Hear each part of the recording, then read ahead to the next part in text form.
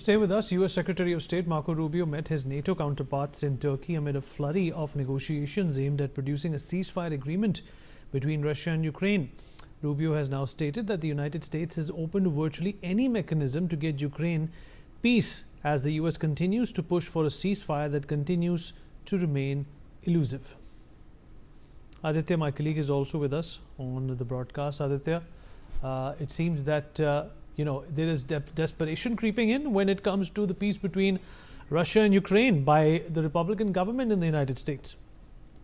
Well, absolutely. Vinith, if you see, Donald Trump has been, vocally saying that, since when in January when he took office, before, during his election speeches also, we saw that, he has been saying that as soon as I, assume the presidency, I will end this Russia-Ukraine war. But so far, all that what Donald Trump has said has not been proved in actuality, and so far the war is still going on, this endless war between Russia and Ukraine. On the one side, Putin says that I am talking to US President Donald Trump, and he is also talking to at the same time the Ukrainian President Volodymyr Zelensky. But all this but the resultant of the talks is nowhere to be seen, because the war is not stopping.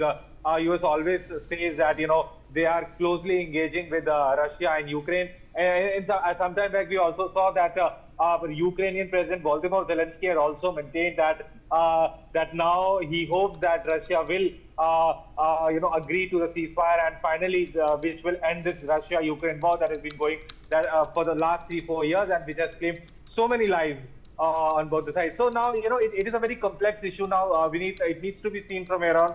How will the US be able to negotiate a ceasefire deal between Russia and Ukraine, or will the war go unabated? This will need to be seen. Yes, Vinith. Mr. Sanjeev Srivastava, still with us on the broadcast. Mr. Srivastava, what do you make of America getting now desperate for negotiations to fructify between Russia and Ukraine? It doesn't seem to me that Vladimir Putin is game for this.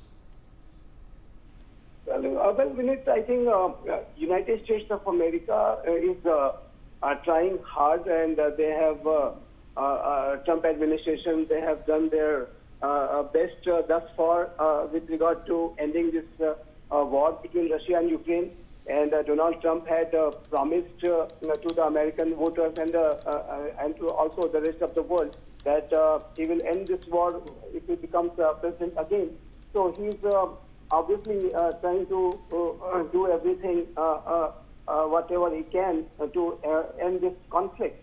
But ultimately, ending of this conflict will depend on Russia, and Ukraine obviously will follow what the United States of America and NATO is saying, and that is and the reality of the war is that this war was being fought between major powers only indirectly, and indirectly it was a contestation for enhancing their influence in the European theater. This is the reality of this conflict. And on the one side you have America and NATO, and on the other side you have Russia, and Ukraine's territory has been used as a battleground. So Ukraine is not a problem. United States of America and NATO, if they whatever they suggest Ukraine, ultimately Zelensky will have to agree. But the real question lies what Putin does. And Putin began this war, and it is Mr. Putin, President Putin only, who can really end this war. So I think, but you know that President Putin is a very ambitious leader, and he wants to revive the lost glory of Soviet Union. That is what his ambition is. So and in that process he has been attempting to challenge Western hegemony and dominance.